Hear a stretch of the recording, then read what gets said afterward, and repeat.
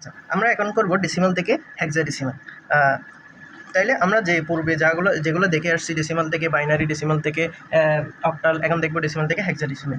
সম্পূর্ণ নিয়ম একই, শুধুমাত্র হেক্সাডেসিমালের বেস দ্বারা ভাগ করবা, আর কোনো কিছুই হবে না, চেঞ্জ করতে হবে না। পুরোপুরি সেম নিয়ম, একটা নিয়ম জানলেই বাকিগুলো পারবা। বাইনারি বলো, অক্টাল বলো, হেক্সাডেসিমাল কীভাবে বের করি ঠিক সেম। ধরো 99.75 আমার এক্সাম্পল, এটা ডেসিমালে আছে, এটাকে আমার হেক্সাতে নিয়ে যেতে হবে। হেক্সাতে নিয়ে যাওয়ার জন্য তাহলে আমরা হেক্সার বেস হচ্ছে আমাদের 16 দ্বারা ভাগ করবো আমরা। 99কে 16 দ্বারা ভাগ করলে আমাদের ভাগফল আসবে কত? 6, আর ভাগশেষ আসবে 3। এখন দেখো 6 যেহেতু ছোটো সংখ্যাকে বড় সংখ্যা দ্বারা ভাগ যায় না, সেক্ষেত্রে আমাদের ওই জায়গায় 6-এর নিচে 0 চলে আসবে, ওই 6টাই আমাদের এই পাশে ডান পাশে ভাগশেষে চলে যাবে। এখানে যেটাই থাকুক না কেন, যদি ভাগ না যায় ওই সংখ্যাটা নিচে গিয়ে ভাগশেষে বসে যাবে, এটা একটু মাথায় রাখবা। তাহলে আমরা নিচ থেকে উপরে নিলে 63, 99-এর ডেসিমালের হেক্সাডেসিমাল পাবো 63। এখন 0.75-এরও বের করতে হবে হেক্সাডেসিমাল, ঠিক সেমভাবে দুইটা ঘর করব, পূর্ণ সংখ্যার ভগ্নাংশ।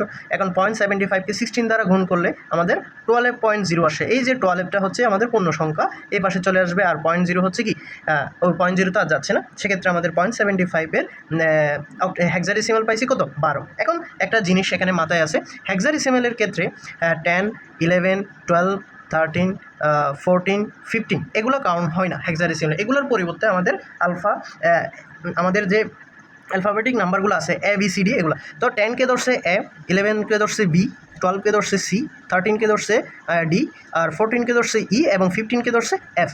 যখনই তোমরা হেক্সাডেসিমাল দেখবা, শুধুমাত্র হেক্সাডেসিমালের ক্ষেত্রে যখনই দেখবা হেক্সাডেসিমালে 10 আছে, সেক্ষেত্রে আমরা A বসাবো, 11 আছে B বসাবো, 12 আছে C বসাবো, 13 থাকলে D বসাবো, এবং 14 থাকলে E, 15 থাকলে F।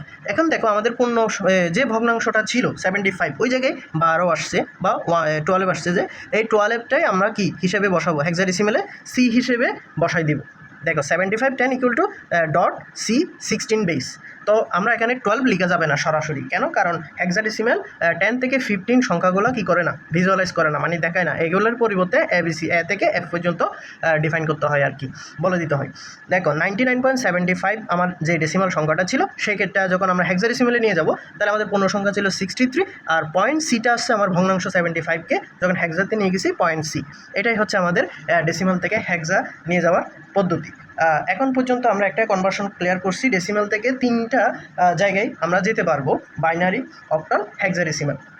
সেম নিয়ম, একটা নিয়মেই তোমরা সব জায়গায় এই তিনটাতে যেতে পারবা। যদি পরীক্ষায় প্রশ্নে দেওয়া থাকে একজনের রোল নাম্বার ডেসিমালে দেওয়া আছে, অন্যজনেরটা দেওয়া আছে বাইনারিতে, বললো তো দুইজনের রোল নাম্বারটাকে তুমি কি করো, অক্টালে নিয়ে যাও, তাহলে তুমি তো জানো ডেসিমাল থেকে বাইনারিতে কীভাবে নিয়ে যায়, ডেসিমাল থেকে অক্টালে কীভাবে নিয়ে যায়, এই পদ্ধতিটা জানো। সেক্ষেত্রে তোমরা ইজিলি ওই কোয়েশনটা তোমরা সলভ করতে পারবা।